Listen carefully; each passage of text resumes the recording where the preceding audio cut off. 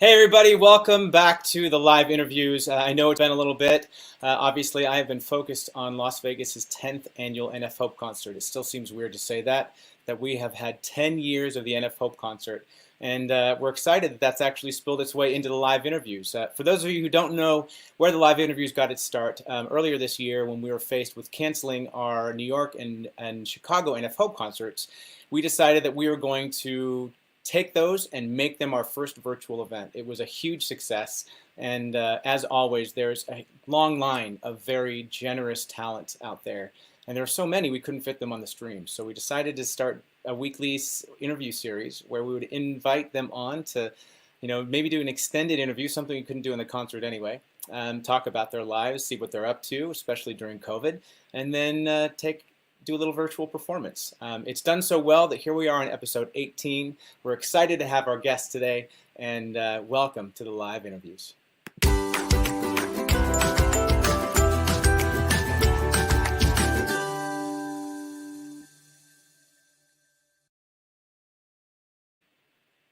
So welcome to the live interviews. This is episode 18, believe it or not. We have an amazing guest today, not only a friend, but also a member of the Grammy Award Winning group, All for One. We will get to Delious in just a second, but I just wanted to talk about something right down here. That says 10yearsofhope.givesmart.com. Now, 10 Years of Hope references the fact that we just had Las Vegas's 10th annual NF Hope concert. It's a huge milestone for us. That means we've been doing this for 10 years. We've had 16 concerts around the country in those 10 years. And amazingly, we are right on the precipice of breaking $1 million raised by these concerts. Now, we're still working on getting the numbers in from the 10th annual event. And actually, if you haven't had a chance, we have some amazing raffle items. We have a 30-minute Zoom session with David Duchovny and Gillian Anderson. If you're an X-Files fan or a fan of either of those actors in any of the things they've done. So get on to 10yearsofhope.givesmart.com. You can buy your raffle tickets for that. You can also buy raffle tickets for a 30-minute private session, Zoom session with the guys from All for One. If you're a Jersey Boys fan, we've got the original cast of the Las Vegas company of Jersey Boys, including Eric Bergen, Travis Clower, Devin May, and me. And then if you are a fan of mediums and readings, we have one of the most world-renowned mediums, Gary Spivey, who has actually offered up a 30-minute Zoom session with you to do a private reading. So get on there, 10yearsofhope.givesmart.com. You can still make contributions. You can still get those raffle tickets in. The raffle does close on October 31st. That's Saturday at midnight. So get those raffle orders in now before we close them. All right, so one more thing. We are this close to breaking $1 million. If you would like to help out, the same link down below is going to help you make a contribution. So anything you can do, this has helped the 128,000 living with neurofibromatosis. If you don't know what NF is a neurological disorder that's characterized by tumors that can grow on any nerve in the body at any time. And there are a number of symptoms, including very benign symptoms like birthmark type spots called cafe au lait spots, and learning and attention disabilities, as well as the slightly more severe things like chronic pain, which is unfortunately very common, and all the way to incurable cancers and in some cases death. The reason that I am sitting here is because my wife and I founded the NF Hope concerts after our daughter Emma was diagnosed with NF. So please, if you would like to contribute, even $5 helps. Go to 10yearsofhope.givesmart.com. It's open until midnight on Halloween. And now let's move on to the important part. So I'm going to give him a very embarrassing intro. He's going to be happy that he's off screen for the moment because I know him. He'll probably blush. So, all right. To date, All for One has released a total of 7 albums and sold over 20 million units worldwide. They've won a bevy of awards, including Grammy, an American Music Award, a Blockbuster Award, and countless international awards. Plus, they have completed multiple major U.S. and world tours. Their debut album, All for One, went 4 times platinum. The second album, And the Music Speaks, went platinum. Their single, I Swear, which I'm sure that everybody has heard, along with a number of their other singles, When in 1994, won the Guinness Book of World Record Award for the all-time selling single of that year. It has gone platinum with over 1.5 million units sold, double platinum in Australia. It spent 11 weeks on the Hot 100 for Billboard. It still holds a spot on Billboard's Hot 100 as one of the most successful singles of all time, and it was named by ASCAP as one of the greatest love songs of the 20th century. All for One, with all of its original members, continues to tour the world and record new music. 20 Plus, a collection of timeless hits that was released in 2015, is still available on iTunes and Amazon if you want to go and get a little nostalgic and listen to some great music. Now, Delious Kennedy has been with All for One since the beginning. He has not only made a name for himself with the group, but separately as well as co-founder of the Catalina Film Festival, as creator of Flashback Tonight, interviewing celebs from music industry like Richard Marx and Rick Springfield, Taylor Dane, Karen White, Marla Gibbs, and Coolio, as well as many more. He's also the founder and producer of Singers Night at the Federal, something I'm sad that I never made it to. And of course, he's an actor and been a producer on numerous projects as well. So now that I have thoroughly embarrassed this man, let's bring him up on the screen. Please welcome Delious Kennedy. What's up, buddy? That was a lot of information. That was a lot of information. Yeah, it's a good thing you're wearing a red shirt, because then people can't tell that you're blushing. Okay. No? I was gonna insert a Delious joke, but I'm gonna censor myself. That's all right. You should be comfortable here. First of all, man, how you doing? I'm good, man. How you feeling? I'm, hanging in there. And then we were talking before we started. It kind of feels like, we're living the same day every day. It's, we're living Groundhog Day, essentially. It's Groundhog Day, man. Yeah. It's Groundhog Day. Every day. Only it doesn't start with Sonny and Cher. So, all right, we're going to go back to the beginning, because I actually, we've been friends for a while, but I find that I've interviewed a bunch of friends on here, and what I realize is that we've, obviously connected over the projects that we've done. We've stayed in touch over the years. We know each other, we know our families, but we haven't always talked about what got us to where we were. So this is my opportunity to ask you those questions and share with the people who are listening. So take me back to the beginning. Where did you get your love of music from? I've always loved music. I started performing in a choir, gospel choir, church choir, when I was maybe like 6 or 7 years old, for like a youth choir concert. And my mom didn't know that I couldn't sing. And then I was singing, and she was like, she was in the back of the church, like, who was that singing? And then her friend was like, that is your child. She's like, what? And then, yeah, I've never stopped. I've always known what it was I wanted to do.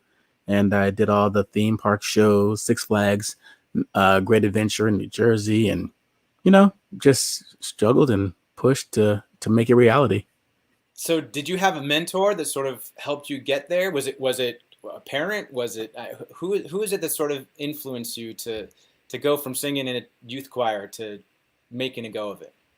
Yeah, my parents were very instrumental. They've always instilled in not just me, but all of us, that we can be and do anything we want to do, and there's nothing stopping us as long as we work hard to achieve it. So my parents would drive hours to see me sing, or I remember one time I was in college in Connecticut, and I went to do the show at the Apollo, and my parents showed up for the audition for the show at the Apollo. I wasn't even expecting to see them there, and I told them I was going to do it, and they showed up at the audition, and then I got on the show, and then they showed up to every show and every performance. It's like they will drive anywhere. That's awesome. So, I mean, you said this is kind of what you always wanted to do. Did you ever consider anything else, or did you know from that first time you sang that this is it? That's what... Yeah, I've pretty much always known what I wanted to do. I've never really had a plan B. So someone asked me that the other day, if I wasn't singing, what would I do? And I was like, I really thought about it. I'm like, I have no idea what I would have done. I'm like, I'm sure I would have figured something out to make money, but I'm like, I really only had one goal. Hey, you know what? I just realized I wanted to switch over to this because we do have a couple of sponsors that got us there to our goal. Springworks, I can't that way. There you go. Springworks Therapeutics and All Western Mortgage. I wanted to say a quick thank you to them. and then I'll jump back in. All right. So when you started singing, like, did you think what you wanted to do? Like, were you interested in theater? Was it gospel? Did you want to get into pop music, or did you just kind of want to just sing? I just wanted to sing. Mostly, I was more of like R&B. I mean, my influences. I mean, I guess some pop too. My influences in my teenage years were more like the Luther Vandross and the Michael Jacksons and all that. My early years was like Olivia Newton-John was like a big influence just for the tone of her voice and how when she sings, you can literally watch her sing and see wave patterns coming out of her mouth. It's like, wow, it's a beautiful voice. So yeah, things like that. I've always just known I just wanted to sing somewhere, somehow on a stage. Theater, I did that. Anything. So do you remember what your first gig was? First gig. That's a good question. No one's I ever know asked you me worked that. at theme parks, and so do you remember like that very first one? Very first theme park. I remember the audition for the theme park. Yeah. The audition for the theme park was great. That was my first big audition for anything outside of just singing in school. And I got there and I didn't know what I was doing because they had all these, people who knew how to navigate, auditions like that because they were obviously older than me. I was the youngest. And I got there and they're like, okay, have your sheet music over here. And I'm like, sheet music? You need sheet music? And so there was this guy who has sung this Billy Vera and the Beaters song called At This Moment. and I kind of vaguely knew that song. So when he finished singing it, I was like, hey, do you mind if I borrow your sheet music? And he was like, sure, nice guy. He gave me the sheet music and I gave it to the lady and I got up there and I sang it to memory how I thought it should go, which turned out to be the dopest R&B version you've ever heard. Not the Billy Vera version, just how it fit the chords and it was just me. And then I got the job and he didn't. And he's always like, oh man. Never gave you. How many free All for One tickets do you end up giving that guy? I'm here to meet the concert, but I have talked to him about it. I'm like, you're responsible for a lot of this. If you didn't give me that song book with that sheet music back in 1988, I'm not sure, He's like, just remember that. I was like, I do. All right. So speaking of All for One, you and I have talked about this, but how does that opportunity to be a founding member in All for One come about? Like, take us from the beginning to sort of how it came to fruition. Well, after college, I had moved out to California. I gave my diploma to my parents because they made sure I got that. I wasn't doing anything without a diploma. And then I moved out to California, and I just started hitting the ground running with a bunch of talent shows, and everybody in California was somebody who wasn't nobody.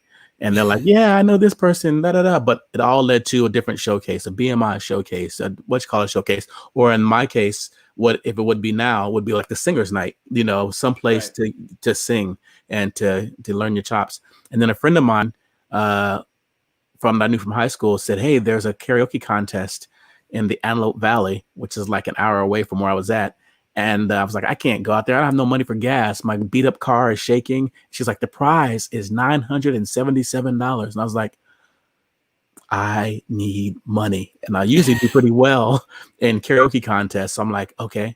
So I hobbled out there in my beat up Mazda 626 with no front end or license plate.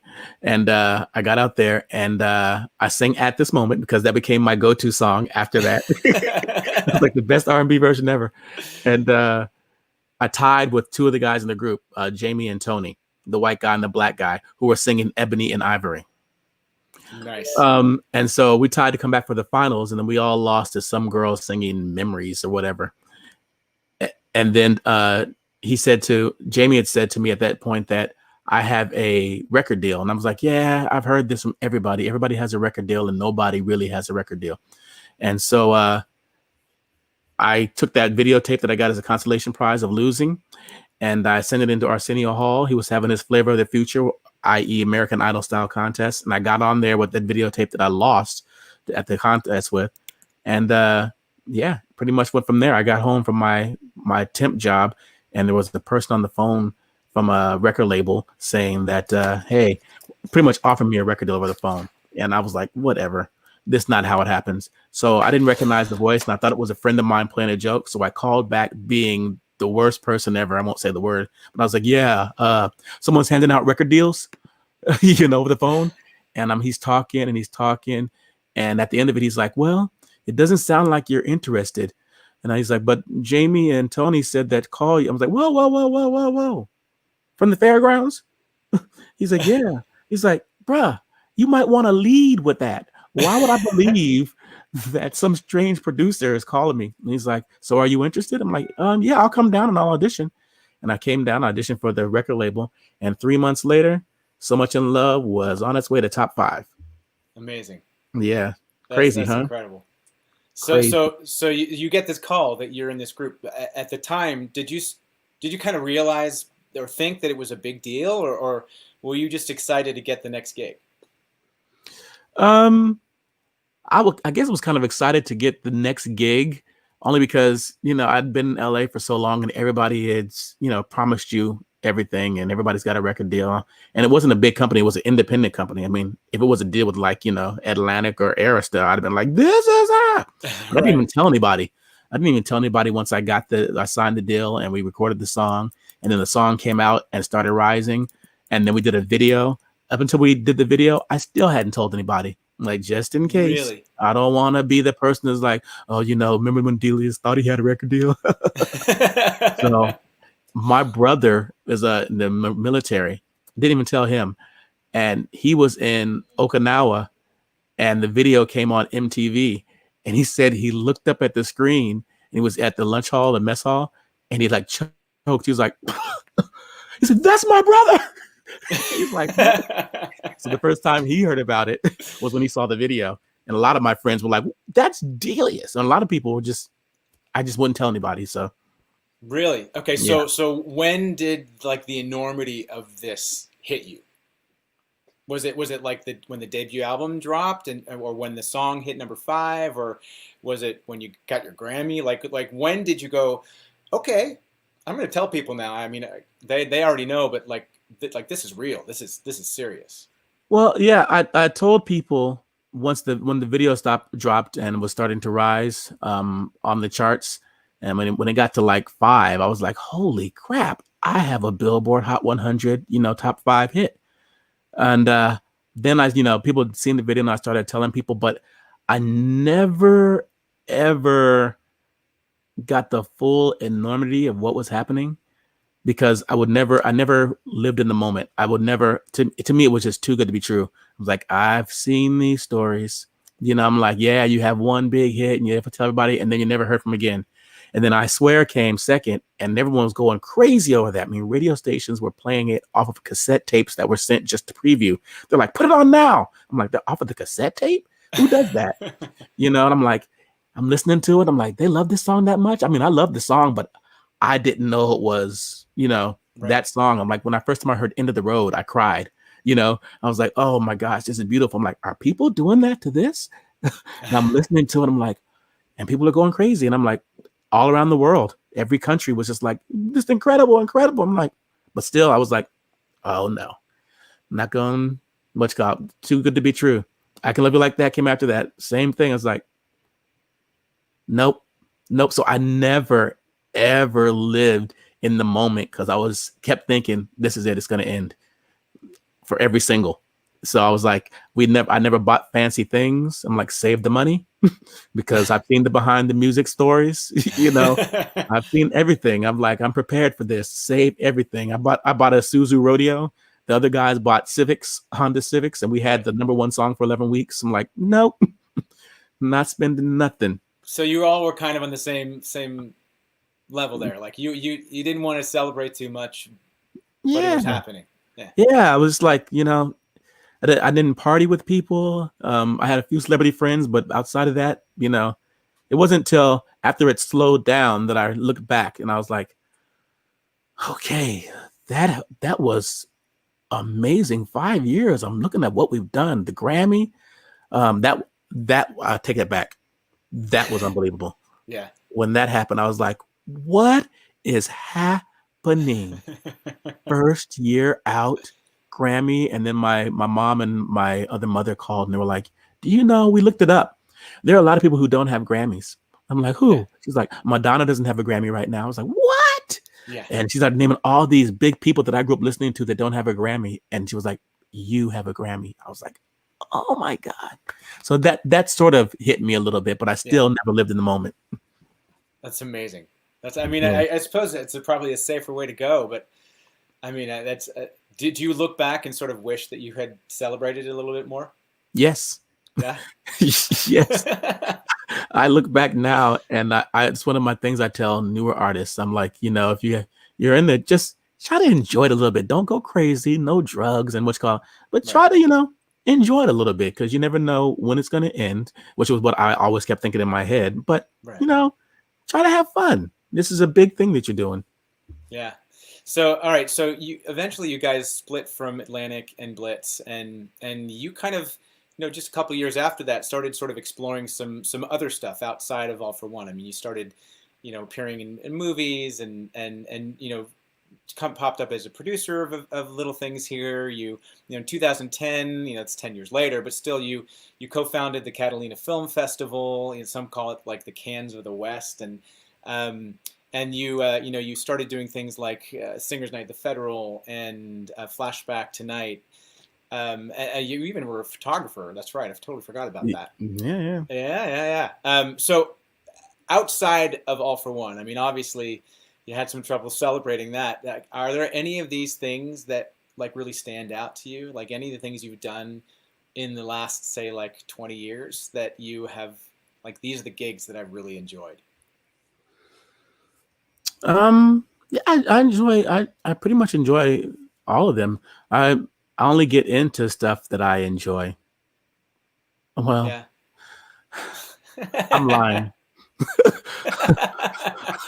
I'm lying because the Catalina Film Festival, woo, that be trying me sometimes, Jeff. Yeah. What's a you lot? know, Yeah, exactly. how I'm putting on a big event, how trying and nerve-wracking that is. Oh yeah. I enjoy that when it's over, like at the end of it, when we actually have pulled it off another year, then I can look back and be like, whew. Yeah. But Oh yeah. during it, leading up to it, and oh my God, that's stressful. Oh But yeah. I'm only a week and a half past the 10th annual, and I still feel like I'm in it. yeah, just Yeah. trying to pull it together with your the talent you've got to get for it, coordinating all the events, and especially if you have a lot of events. And this year was just like hell with the pandemic and And it's number everything. 10 for you too, right? Yeah, it was number 10, and we couldn't even celebrate like we wanted to celebrate. We're gonna do next year. It's gonna be called 10 again because we're gonna try to Oh, I may relive it. steal that. I may steal You're that. welcome. We're calling it 10 again next year is what it's already been Can I named. borrow the sheet music? Right? Then all of a sudden ours doesn't go off well at all, and yours is the biggest one ever. I was like, dang on it. You got all the 10 again. But yeah.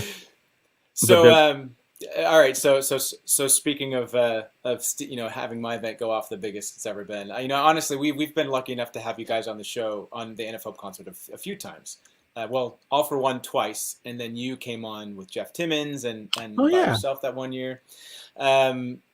So we're going to talk about that in a second, but first, here we are. We're sitting in our living rooms, right? We've talking about a green screen in the garage, so so you're doing all this. You guys are still touring Asia, and you did that actually quite a bit the last few years.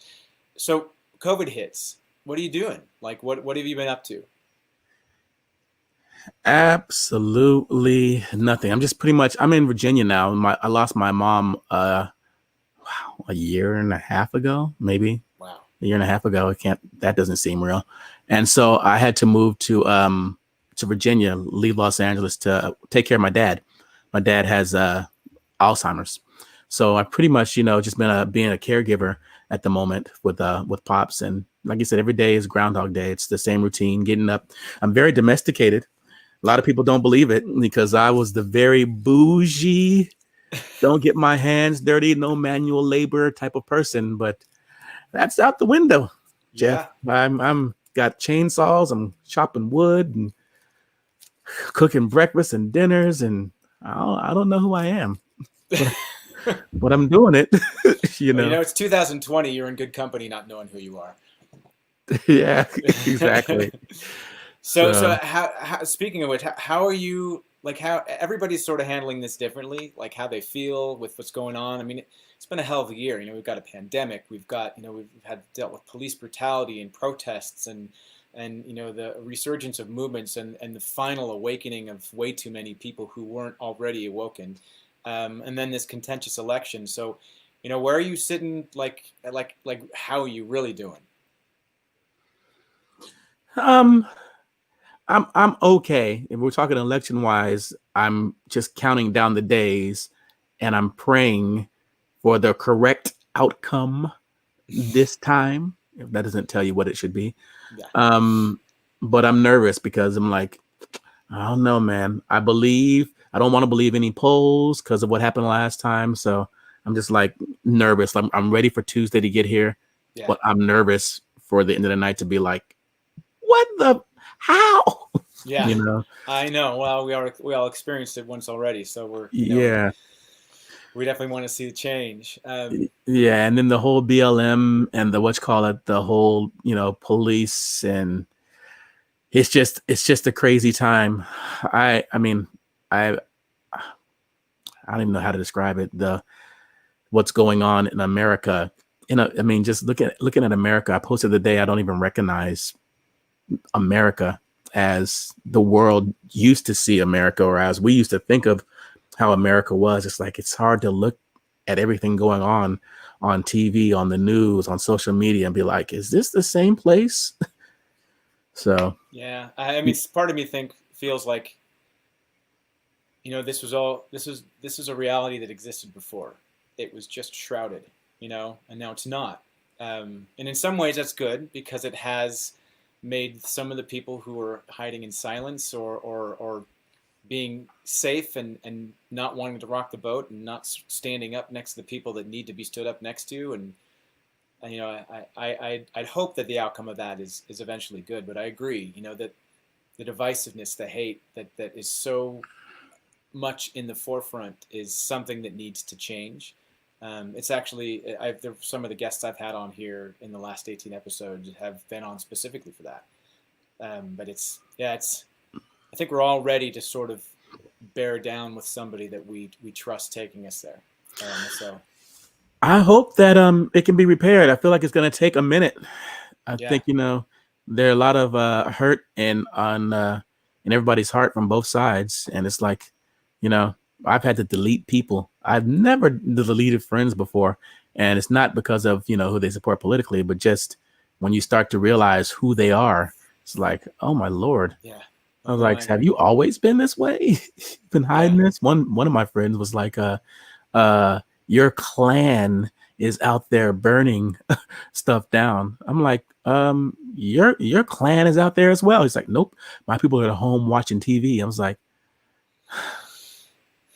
and then I was like, really? I was like, and then he said some things about Michelle Obama that were not very nice. I'm like, that's just straight up racist. I was like, I've known you for 30 years. Is this how you've always been? And I had to get rid of him. I was like, well, 30-year friendship gone. Yeah. Yeah. Like I said, it's almost good that it's come out because now we're sort of seeing everybody's true colors. Yeah. I guess we have to make the change. You don't want to delete people, right? You want to give them the benefit of the doubt, but you also at this point you got to know the fights that you want to fight, and sometimes people are who they are. Yeah. All right. Well, let's move on. Let's move past this. Move on to something positive. Actually, before I do, I want to ask you one thing. All right. So when this is all done, what's the first thing you want to do? The pandemic, the election, everything, and you go outside and not worry about it. What is the first thing you're going to do? I just said this the other day. I mean, my bougie first thing I want to do is go to Bora Bora, where they have all those huts over the water, and just stay there for like a week and just, I'm not leaving, no TVs, no nothing, just out there. My semi bougie thing that I miss doing is massages. I used to get like massages every week, man. Every week I'm looking for a massage. My back, my neck, everything just needs to get in there. Yeah, yeah. Well, I tell you, we'll get the family hut next to you in Bora Bora. We'll hang out. Right? I know Melody would like that.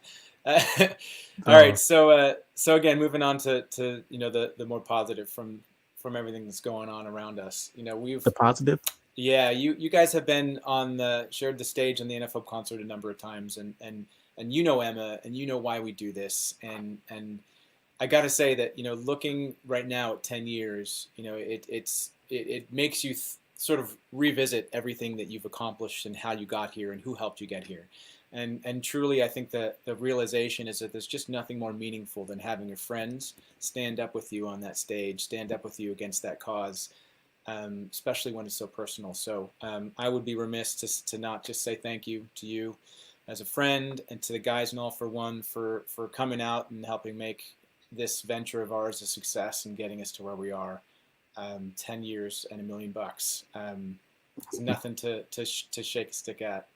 So, but you guys were a part of that. So thank you. And we're going to share a little bit of what you guys did.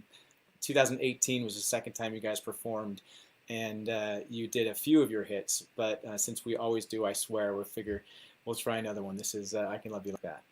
Cool. Hey, somebody make some noise. I'm so excited to see these guys back in our town and on this stage today. Give it up for All for One. Here we go, y'all. We're going to take y'all back to 1995 with this one. Come on, y'all. Put your hands together.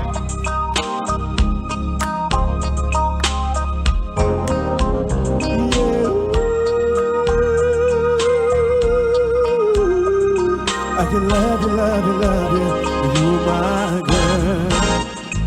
Baby, it's just Cinderella, your hope it would come true. That one day a Prince Charming would come rescue you. You're like romantic movies, ain't never forget the way you felt when Romeo kissed Juliet. And all this time that you've been waiting, you don't have to wait no more. I can love you like that. Come on, y'all. I would make you my world, move heaven and earth. You are my girl. I would give you my heart, be all that you need, show you your everything, precious to me. If you give me a chance,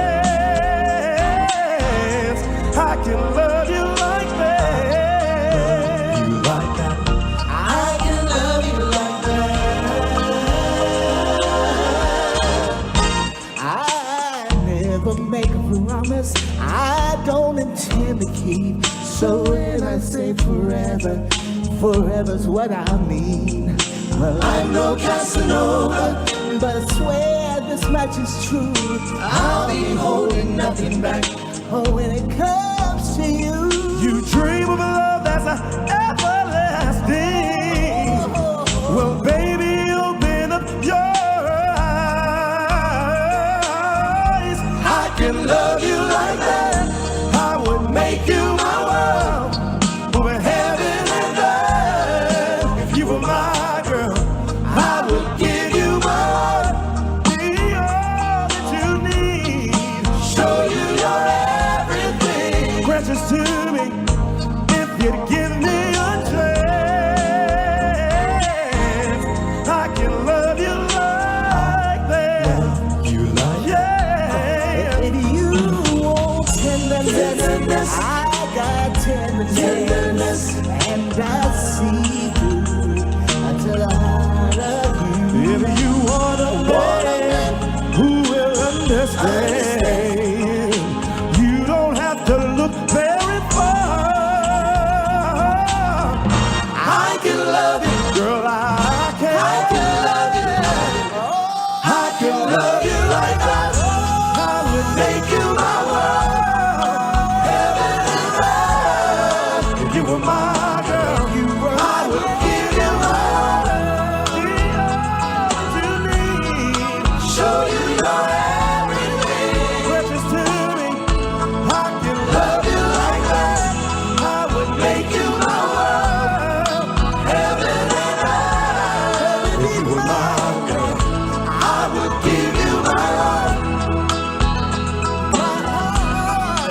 show you your everything.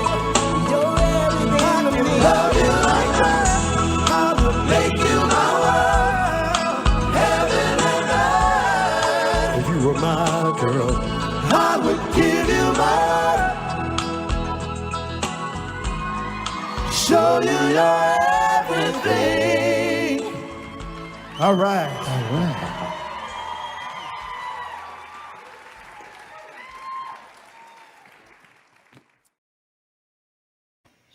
Dude, that just makes me happy. Man, I love was Boys fun. to Men.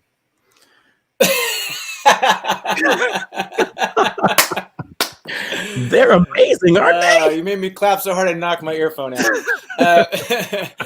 All right, so man, it's been a pleasure. I do want to before we get off, and since everybody's listening from that song, if you go to 10yearsofhope.givesmart.com and you're a fan of All for One, you can get your raffle tickets to hang with these guys, all four of them, for a half hour on Zoom, and all the proceeds will go to the End of Hope concert and Neurofibromatosis Network. So.